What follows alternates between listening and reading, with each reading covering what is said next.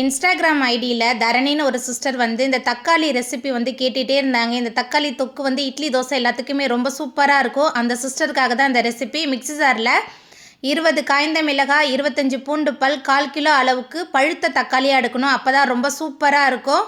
கொஞ்சமாக புளி சேர்த்து நல்லா விழுத அரைச்சி தனியாக எடுத்துக்கலாம்.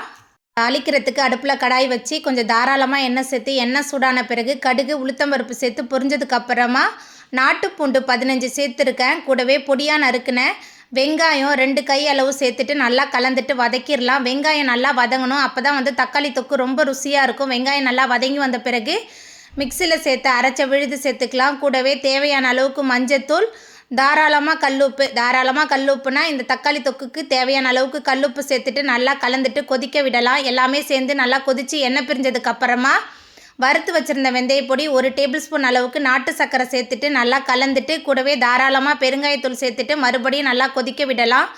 எல்லாமே சேர்ந்து நல்லா கொதித்து எண்ணெய் பிரிஞ்சு வரணும். இந்த அளவுக்கு நல்லா வந்த பிறகு அடுப்பை ஆஃப் பண்ணிவிட்டு ஒரு டப்பாவில் ஸ்டோர் பண்ணி இட்லி தோசையோட பரிமாறி பாருங்கள். ரொம்ப சூப்பராக இருக்கும்.